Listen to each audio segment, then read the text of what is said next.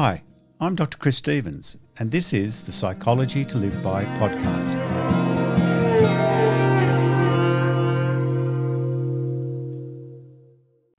Welcome to Psychology to Live By. Today I'm joined by Dr. Sharon Niv, co-founder of Joyous, a platform for providing psycholytic or very low-dose ketamine therapy. Sharon has a PhD in brain cognitive science from the University of Southern California, as well as a BA molecular and cellular biology at UC Berkeley, and a Master of Arts in Clinical and Brain Cognitive Psychology at the University of Southern California. In other words, she's been busy. Welcome to the podcast, Sharon. Thank you so much for having me here. And pleasure to get to know you. Yeah, likewise. And we've had a preliminary chat. And so I know there's a lot we're going to talk about, so we should just dive in. I'm pretty sure my listeners aren't going to know what psycholytic ketamine therapy is. So why don't we start there, and I'll let you organise this, but also briefly, what's been your pathway to Joyous? I did some preliminary research on you, and I noticed you've had a long meditation background, and I saw a picture with you and Adyashanti. Yes. Yep. And interestingly, I led a study group on Adyashanti's The Direct Way recently. Oh, I'd love to hear that. If we get a chance, that'd be fun to talk about. Yeah. It's not recorded. It's a group of psychologists. Yeah.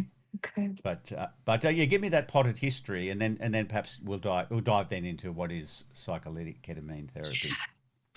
When I graduated from graduate school, I was interested in how to scale some of the findings and some of the potential technologies that I'd learned about and make them more accessible to a broader population of people. I think that so many of us recognize we're really in a mental health crisis without the appropriate solutions for the need.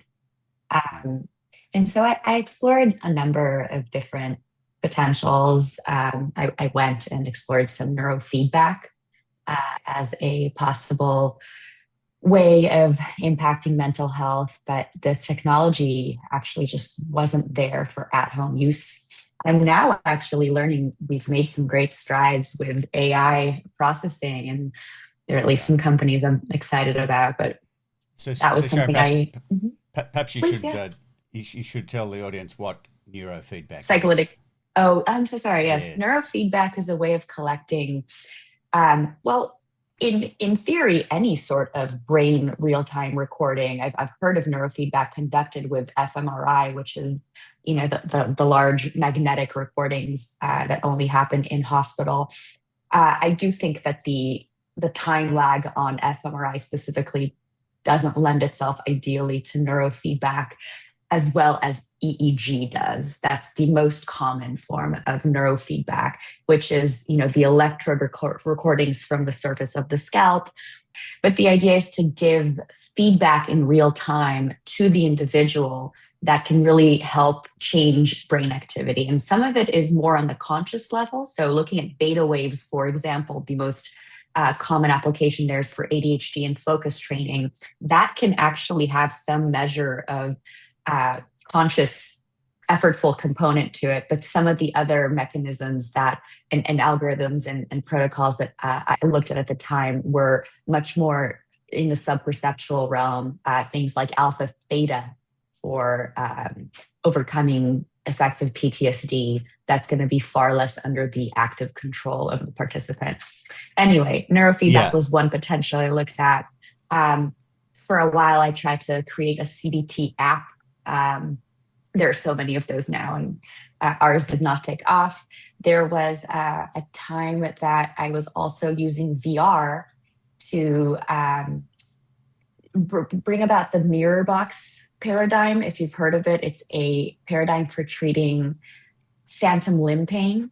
So if you have a limb that no longer exists, usually due to traumatic injury, you can place your healthy limb or existing limb into a box where you can see it looks as though if you look here, you can imagine that there's the limb that no longer exists is there. Yes. And say your pain consists of like a feeling of being unable to unclench a very tight fist. You can practice unclenching your existing hand, view it as though, oh my goodness, this limb is finally unclenching, and it resolves some of the pain-related circuitry. So we brought that into VR. Yeah. And we might come back to that because I recently interviewed Dr. David Clark discussing neuroplastic symptoms. Cool. And so for the audience, these are symptoms that are generated by the brain. Right. So I can start to see your trajectory into our current discussion, in that so much of the psychological and physiological suffering of people is not necessarily located in some sort of organic deficit or damage, but is actually perpetually generated. Correct. Yeah. And fantastic. Keep going. So that was the last thing I did before Joyous emerged. And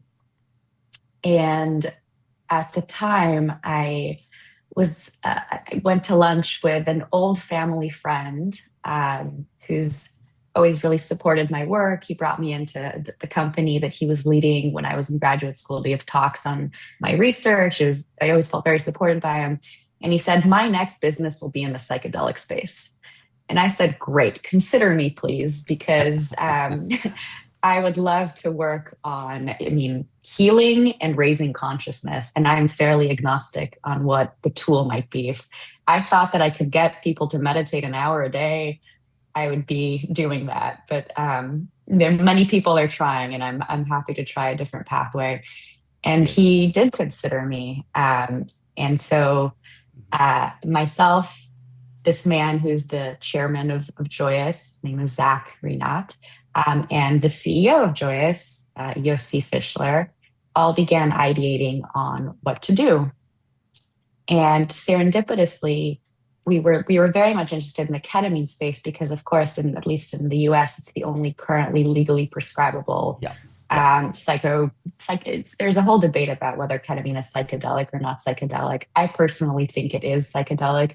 It doesn't work on the classic serotonergic system like LSD or magic mushroom psilocybin or ayahuasca. But regardless, it is certainly a psychoactive and very profound and exotic state at these higher doses.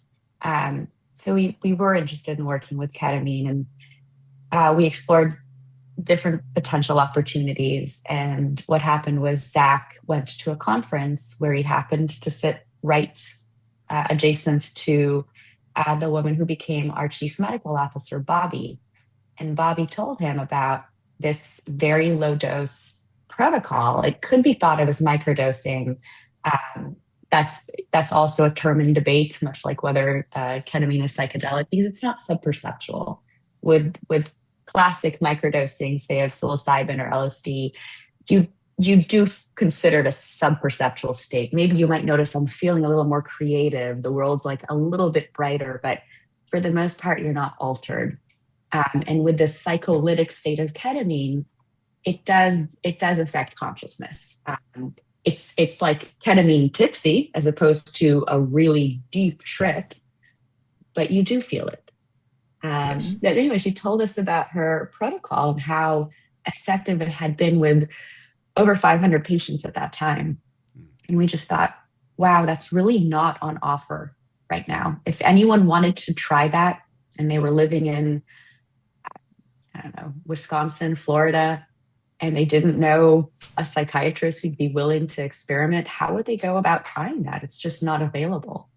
Yes, and again, just for for our listeners, generally speaking, ketamine-assisted therapies are full doses of ketamine and quite expensive. And it's in a broader field, as you mentioned, of psychedelic-assisted therapies. You know, using MDMA or psilocybin and so on. it's the barriers to entry are quite formidable. They are, especially on the cost front. Yeah. There are many IV clinics that do prescribe, intravenous ketamine. There are two main problems I see with those. Some of them are fantastic, but not all of them. Many of them don't offer any sort of integration work, any sort of frameworking around what it is that might have been experienced, what the intention is, how to try to integrate the learnings from these experiences into the patient's life. They really Yes. do act entirely as a medicine.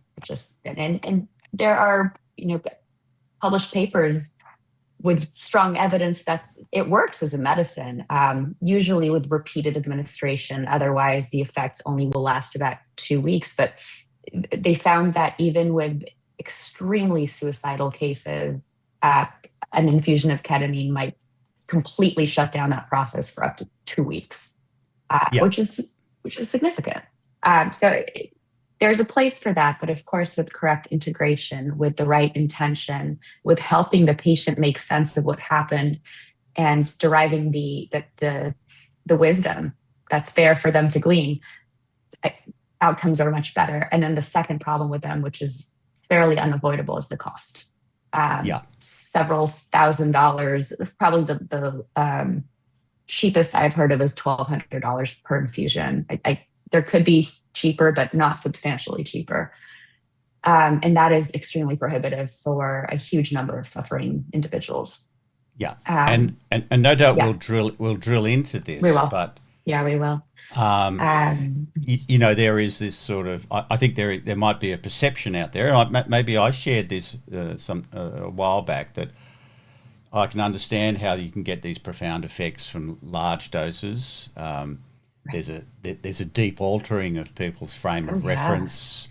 There's this incredible increase in neuroplasticity, often a mystical type experience, that reshuffles the deck of cards, as it were, for the person. Yes. And so, what can these micro doses do that people can maybe only notice a little, and how are they going to produce neuroplasticity? So I'm playing devil's advocate here. Absolutely. Great. I'm not really the devil. Yes, you don't look like the devil. Thank you. So the microdoses, we think that there are a couple of mechanisms of action here. First of all, the neuroplasticity does seem to be persistent even at these lower doses. So neuroplasticity generally, in broad terms, means that the brain does change itself. It can rewire itself. It could mean birth of new neurons, neurogenesis. It could mean birth of new synapses, so new connections between different neurons, synaptogenesis. And we see more of that, as far as we can tell, with ketamine. So what ketamine does is release a chemical called BDNF. It causes the release of BDNF within several hours. And BDNF stands for brain-derived neurotrophic factor. And those are a bunch of big words just to say this leads to birth of dendrites in the human brain. Dendrites are the parts. Dendrites are the part of the neuron cell that receive. So they receive neurochemicals called neurotransmitters. You may have heard the words serotonin or dopamine or noradrenaline. And those are neurochemicals that brain neurons use to communicate with one another. The dendrites are where they are received. So the more dendrites exist, the more potential there is for new connections to strengthen and to form and strengthen. Yes.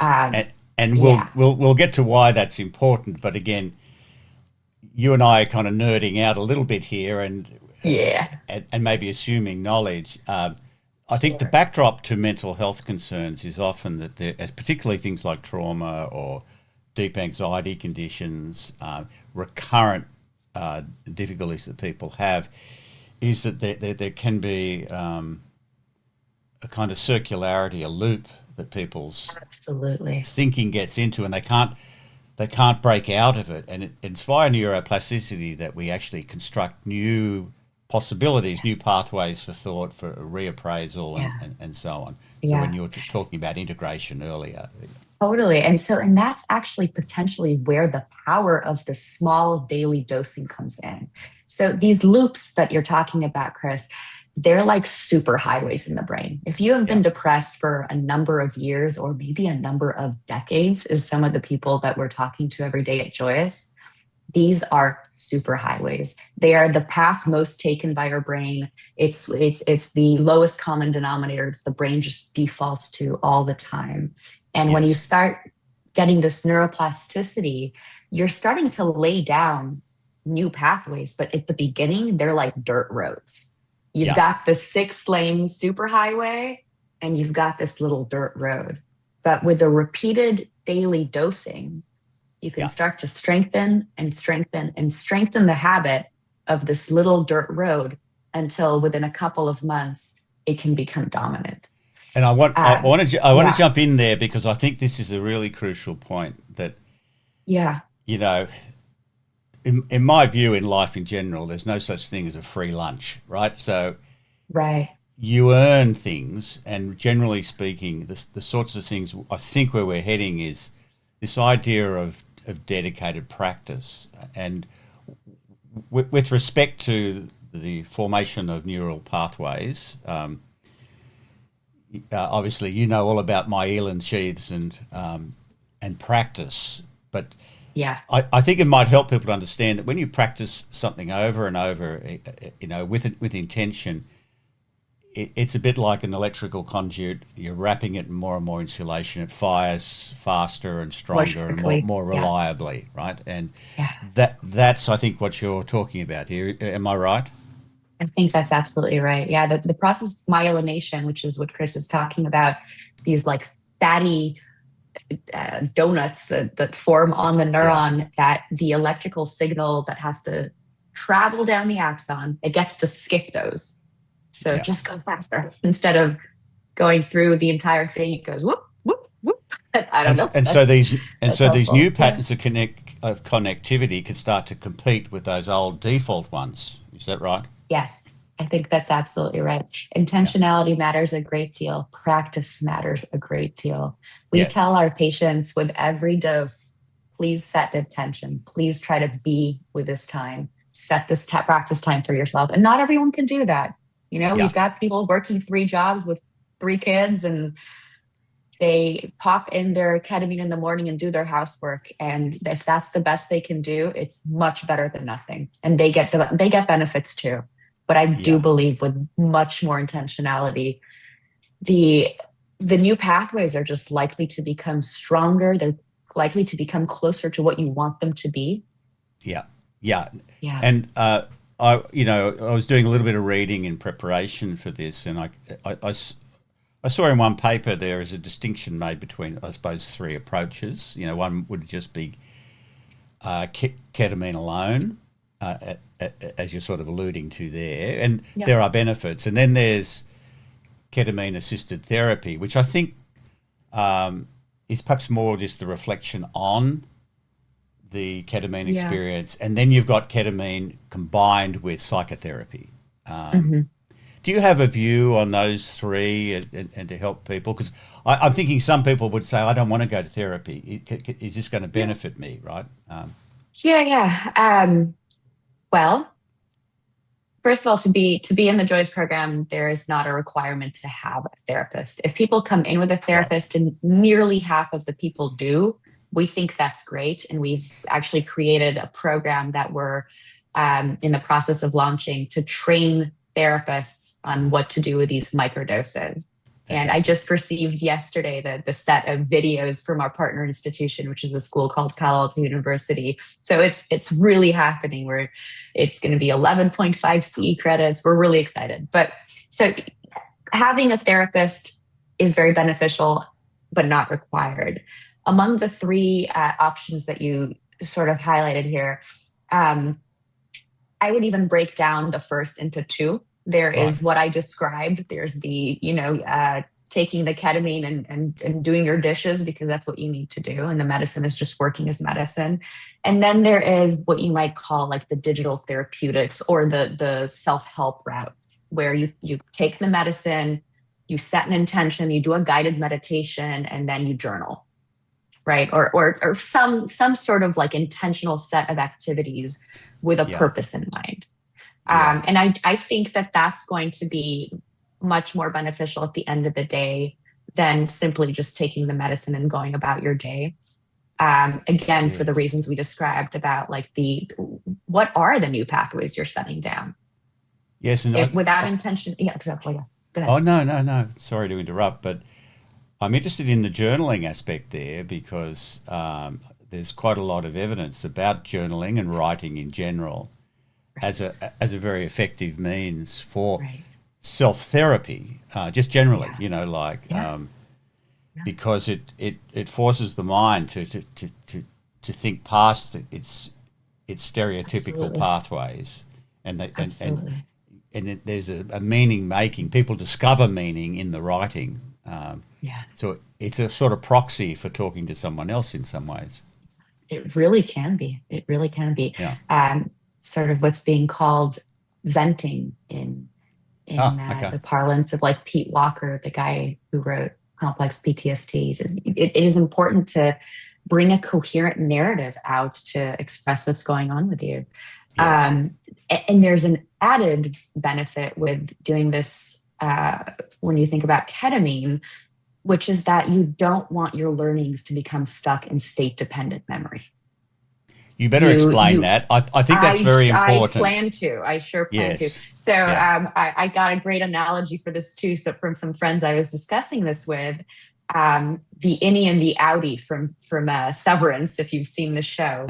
It's state-dependent memory means that our memory system can almost bifurcate. But it could be less dramatic than that.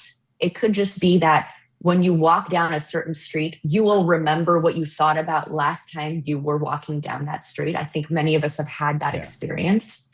But with ketamine, it can become a little bit more pronounced, where you might almost develop this dynamic of, when I'm on the medicine, gosh, I'm my highest self. I think of the world with love and peace. I intend such wonderful things. And then the medicine wears off and you go back to swearing on the road or whatever it is. And one of the ways out of this state-dependent memory bind is to journal your insights, to have a way to pull out what you find to be most important so that your innie can teach your outie. And you see, and you can revisit it. You can review it, but not in that ketamine assisted state.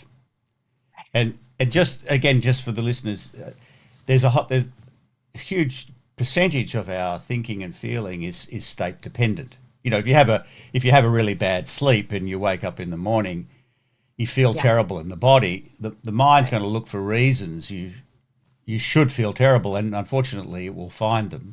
They'll find them. But if you go for a run and you feel invigorated from the run, your whole psychology tends to become more positive because our psyche wants to be congruent with how we're feeling. Yes. That's right. Yeah. There's a wonderful book about this by Lisa Feldman Barrett, How Emotions Are Made. That's all about how we tend to interpret our body budget or our body state. And anyway, it's a highly recommended book. But you asked a bigger question that I only answered half of. So we said, even with taking the medicine just on its own with no help of a therapist, there are better and less adaptive ways to do it.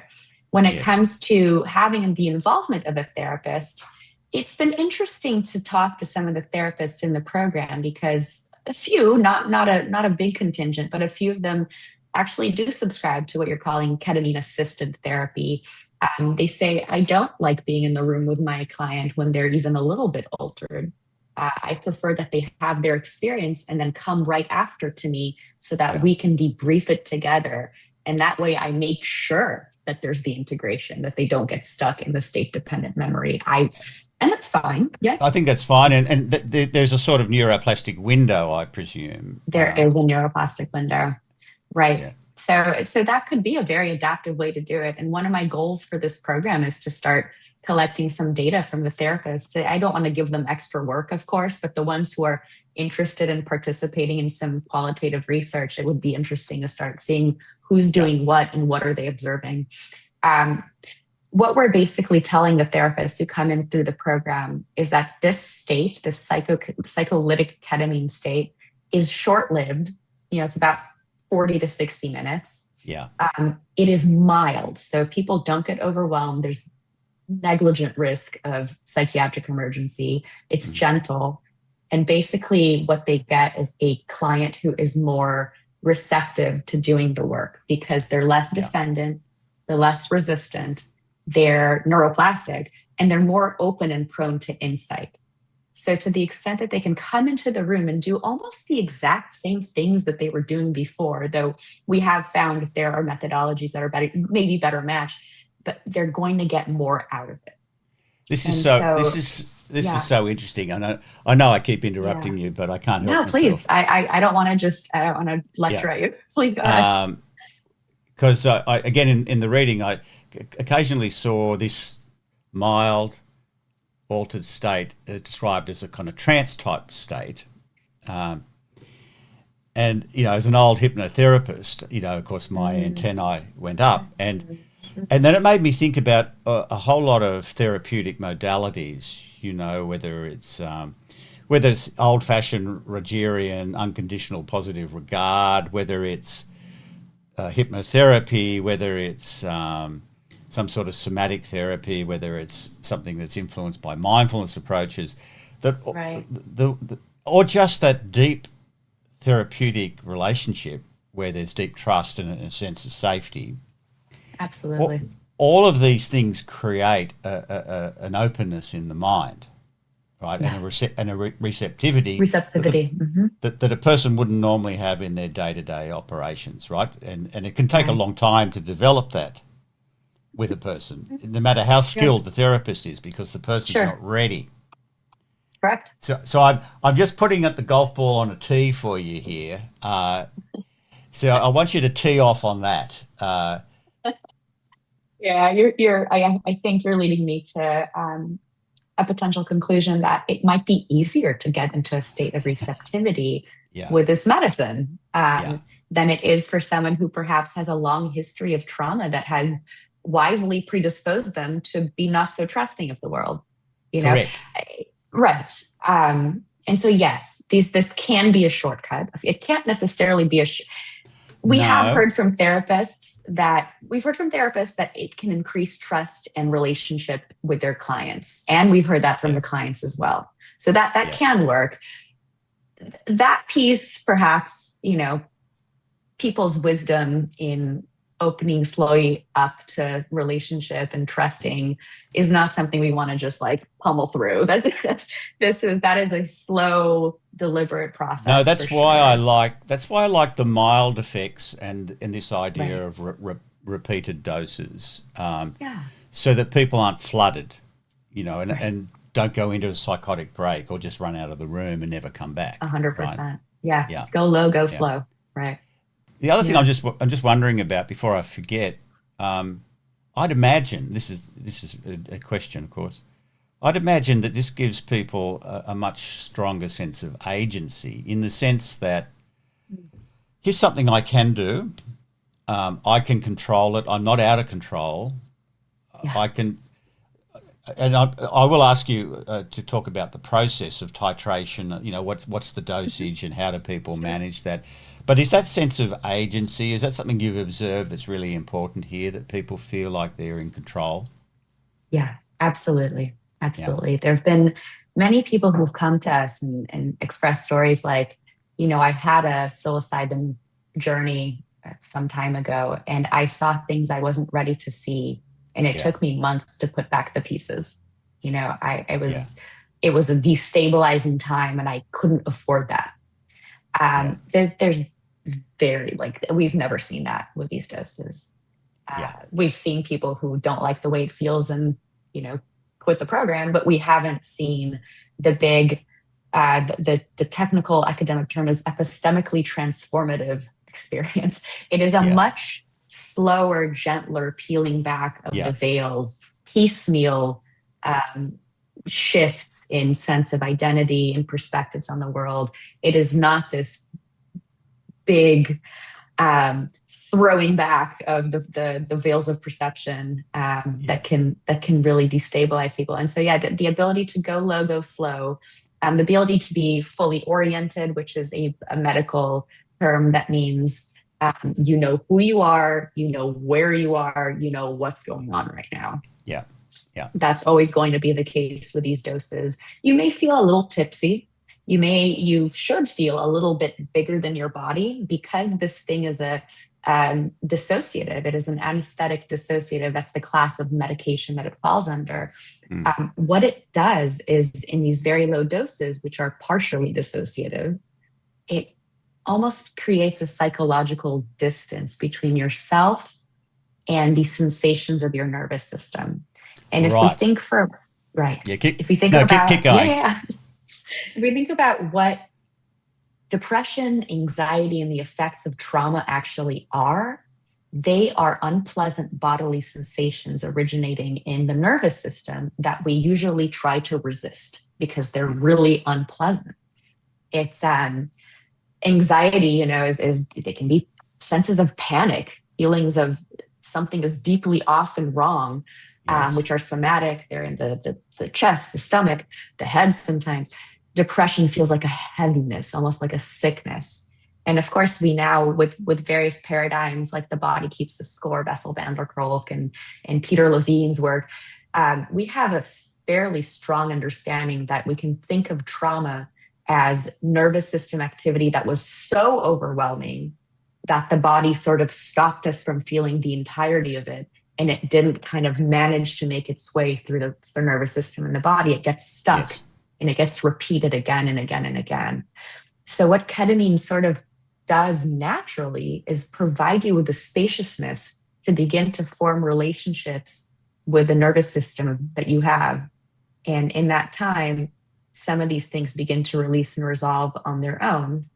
But to do it with intentionality, to realize, gosh, I now have the agency, as you put it, to make contact with these things that can make me feel panicky. And I don't feel that panic. Yeah, this is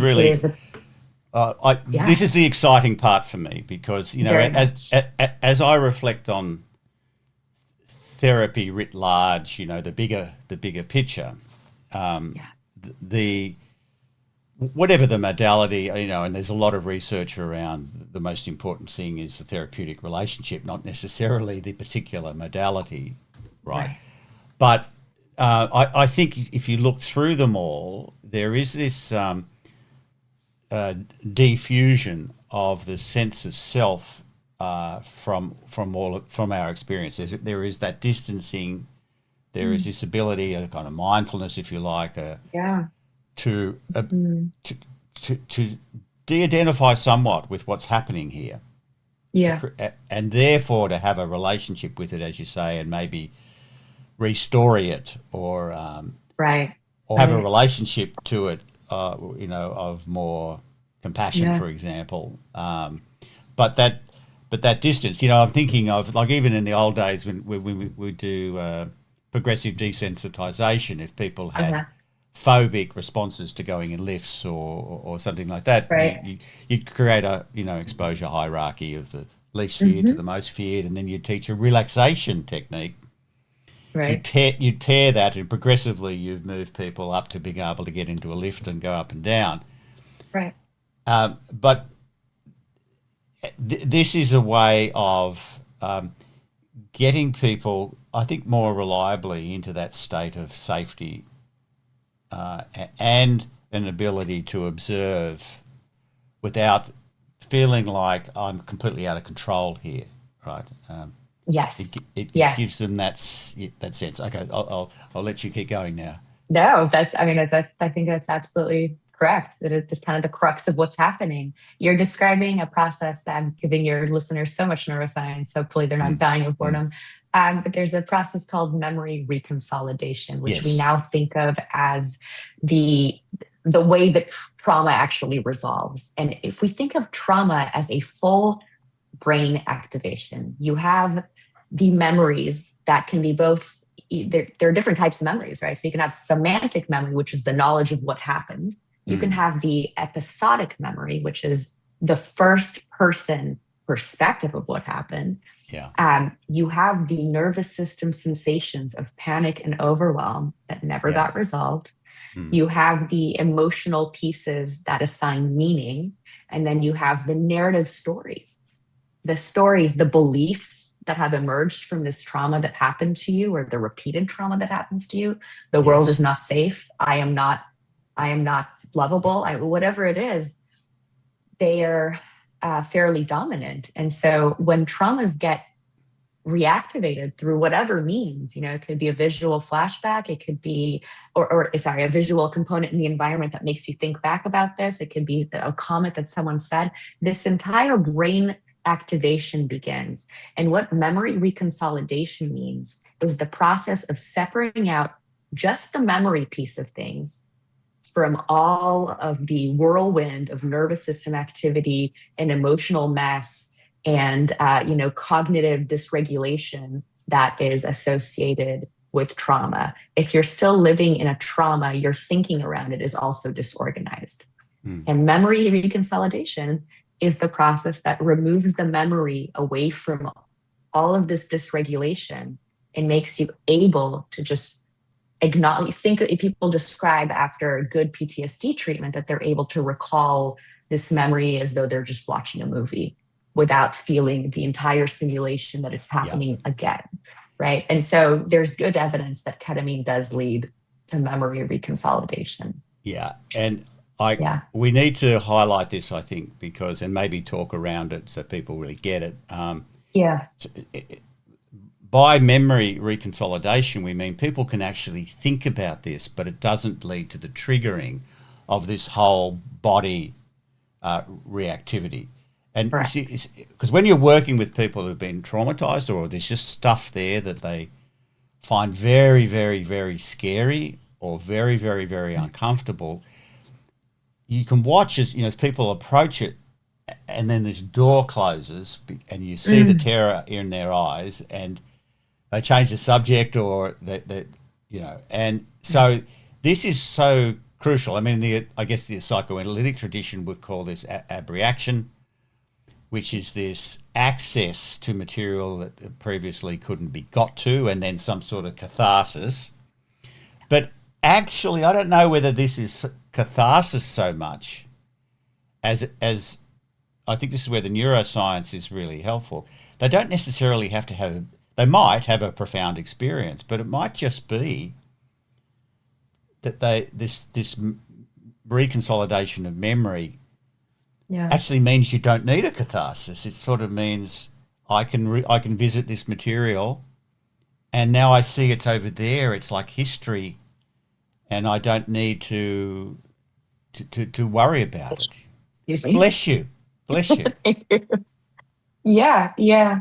I think that's right. That we have seen that people manage to get to a place of different relationship with their pasts without necessarily having to have a really big dramatic experience around it. Precisely. Now, those big or dramatic experiences can still happen in Yeah. therapy, and they can be wonderful.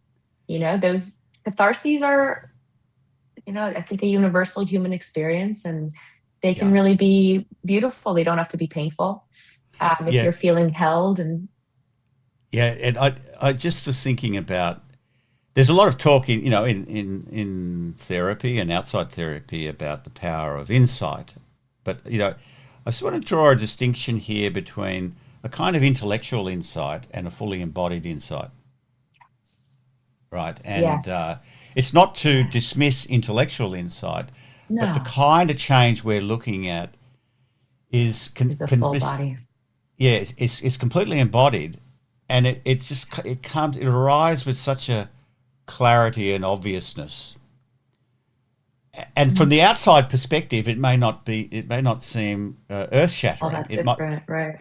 the right. person might realize, for example, oh, that happened in the past, it's not happening now, which is Yeah, like, you're duh, duh, but like you're here with yeah, me. But no, that would be yeah, to miss that'd the be to deep miss the significance. yeah, yeah.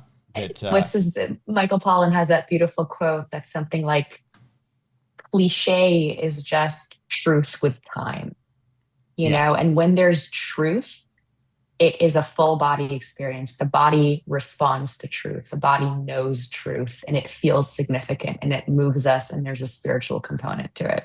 And so, yes, what okay, can be said out loud, like this isn't happening right now, sure, duh, whatever. But if you have been stuck with in the some part of past, your brain living in the past in a horrible time, yeah. to have a full realization that you're safe now, like what could be more profound than that, even if it sounds like nothing. Yeah, thank you I for bringing know that up. there's Yeah, there's a general phenomenon that I think all the great things in life are simple, but they're not easy, right? And you tell someone this breakthrough, and they just go, "Yeah, duh." Uh, right. but that is to miss it. Now, a couple of the little things here. You've mentioned the word spiritual, and I want to mention the word creativity. So we might. Creativity, you said. Yes, yes. Yeah. I might start with creativity because this is another frame, of course, you can use to think about neuroplasticity and the generation of new pathways and new patterns of connectivity. And I think it links to our discussion now of insight, in that broader sense that this is my field of research. This is what my doctorate was on, right? And it was on the, Right. the genesis of that experience of insight. And the cohort that I did the empirical work with were creative writers, Okay. and so there was there was all every one of them. I asked them three things basically. I said, how do you organize your creative life? What's your experience of insight? And do you have a theory about it? Because I thought writers would have plenty of words to Mhm. wrap around it. But Yeah. one of the things that they all said was, for these real insights, the ones that cracked open the writing, and they talked about it in this way, that it's like that they kind of disappeared from a experiential point of view, from a phenomenological point of view, and they all describe themselves in various ways as a kind of conduit through which Mm, the writing channel. came. Yeah, Yeah. Wow. yeah. And like that they weren't mystically minded in the sense of they weren't thinking this is being beamed into them by God or by aliens, but they were describing the what we call the phenomenology, the felt experience Yeah. of this. And I've got to say, when I was reading the stuff on your website and some of the research you sent me, it reminded me of this creativity kind of process. And I'm wondering whether you've observed this, and if people have reported on that they feel more creative, or that they experience it as a creative process. Well, some things I have heard from patients is that they suddenly feel gifted with new perspectives. Some of them are There you go. quite literal about it and say, I almost feel like I'm seeing myself from the outside. Some of them are a little less literal about it, but they just say, all of these new realizations have made me view my life in different ways. It's Yeah. made me it's made me see my own behavior. And maybe, just like you said, I heard something like, maybe I had the understanding of it, but now I really get it. And I think by that they mean now it's embodied. Yeah. That's one thing that I've heard. Another thing that I've heard from patients is just a return to their hobbies, to their creative pursuits. And that may well just be what it means to become undepressed. So I think those are hard to Yes. divorce. Yes. Um, yeah. Well, So I that, don't and, know and, and necessarily. typically those kind of hobbies, it's not just undepressed. I mean, it is that, but Sure. it's also, uh, you know, to, most hobbies are creative, in the sense of that Yeah, they they're require, playful, right? They're yes, fun. yeah, and it Yeah, requires an openness of mind and a certain stillness, a lostness, an absorption in yeah. the thing, and a self forgetting, Mm. which is and that's the other thing here. I think when we talk about that distance that it allows people. Yeah. Oh, The self-forgetting and the flow. yeah, Yes, I think yeah, that's right. yeah, and Yeah. I think this is therapeutic. Like Hmm. I know, obviously, you're an experienced meditator, of long standing, Yeah. and so I know what I'm alluding to here, but perhaps I ought to spell it out, and that is that the origin of most people's suffering is this sort of self concern and self consciousness and self obsession, Hmm. Hmm. and it's a blessed relief when Mm. aspects of self are just dropped and a person can shift into being Yeah, rather than instead a of sort of right performative thinking and doing. doing. Right. Yeah, yeah. So Yeah. I'm looking through my questions. We've done pretty well, even though I haven't followed through them in any sort of organised We could way. always meet back up again. This has been a lot of fun. It has, and I'm just a couple of probably practical questions. Yeah. So people listening to this, they can go to Joyous, um, Hmm. Joyous the dot the, the team is the site. Yeah. joyous.team. Thank Joyous you. dot team. Yeah. Yeah, and that it's not prohibitively expensive. Yeah. There seems to be a lot of options for how they go about it, so they won't necessarily, they can feel like they're in control of this process. Hmm. Hmm. Um, does it create any kind of dependence? Like even from a Yeah. pharmacological point of view, is there tolerance here? Is there dangers of addiction?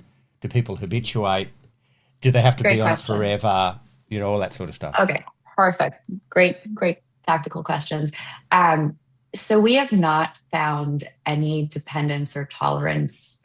Well, I'll say no dependence on the basis of the doses that we prescribe. So I think Yeah, it's really important to talk about what are ketamine addiction level doses, because ketamine addiction is on the rise worldwide. yeah, So yeah. this is something we want to be very mindful of. But the average ketamine street dependence user is using between a gram to 5 grams a day, Like and that's when. what, 1,000 to 5,000 milligrams? Is that right? Correct. And the highest dose we will support is 120 milligrams a day. So Yeah, you're talking like 8 to 50 times less ketamine than addiction level users are subjecting their body to. So this is the difference between taking a Tylenol a day and taking the entire pack all at once, right? yeah, So dosing matters a great deal.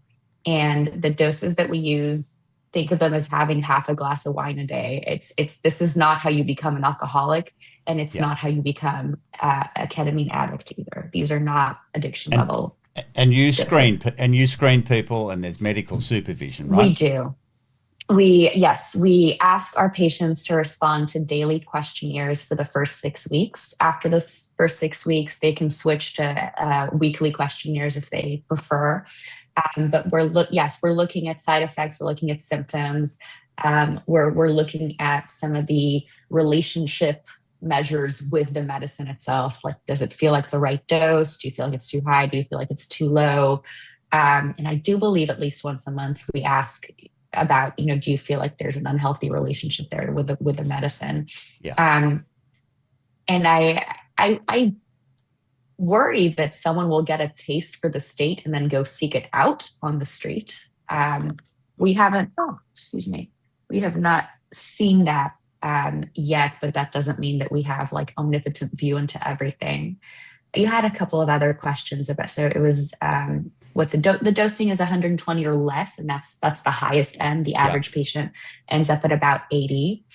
Do you have to be on it daily? Once people achieve some real gains in their mental health, some real reductions in symptomology, we tell them at the very beginning of the treatment, once that happens, you are your own wisdom about how frequently you need to start taking this medication. If you want to start every other day, every 2 days, it's going to be entirely up to you at some point, because you don't have to take this daily once there's sufficient growth in the brain. The memory No, reconsolidation now runs itself, right? So it doesn't need this state to sustain it, right? Yes. So, 7 to 9 months until myelination happens, right? And indeed, I think the average patient is with us between 5 and 8 months. Some people stay longer, I think that some people need insulin daily. Maybe some people need ketamine daily. I don't know. And some people stay in therapy for years, Right. So, but I think that's it. I'm anticipating, potential concerns that people might have, and I think that's really answered those. It's not. This is way lower doses. That's going to lead to those sorts of drug addiction. Way lower doses. Type problems. And again, I think I noticed on your website too that you also check in with friends and families. There are observations that they can make that can add. Am I misremembering? Check in with friends and family. That's definitely something we had planned to do.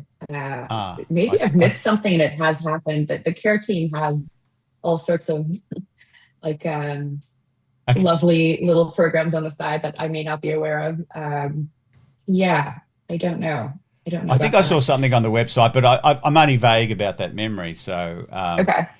But I mean, it intrigued me because as a psychologist, often it can be very, very useful to triangulate data from other people, right? So because you're only getting the report from this person, but if you can get this sort of convergent it's validity, definitely something we've considered, and I'm still in favor of it. I think the idea of incorporating obviously as long as good. As long as your client, your patient is in favor of it as well, obviously. Yeah. Yes, it has to be initiated from the client. No doubt. Yeah. Yeah. Look, I'm not sure how much time has passed, but I'm sure it's plenty. So I just want to thank you so much for giving me your time. I'm sure our audience is going to find this really, really fascinating. Again, remind them how they contact you or contact Joyous. Yeah. I'd love to hear from your audience. My email is Sharon, SharonSharon @joyous.team. The website is just joyous.team. And if you sign up and want to speak with a provider before making any choices, that's free. We want people to be able to ask their questions and see if it's a good fit before trying out the treatment. So brilliant. Yeah. Brilliant. Wonderful. Well, I was looking forward to this conversation, and Sharon, you did not disappoint. Oh, thank you. It's been really wonderful, Chris. Really appreciate it. Hope to talk again. I think so. We'll see what we can organise. So for now, though, take care. Thank you. You too. You've been listening to the Psychology to Live By podcast. If you like the podcast and want to know more, my website is www.drchris.life. There you'll find links to my various social media posts, a newsletter, and lots more. And share the podcast with people you like so they can like it too.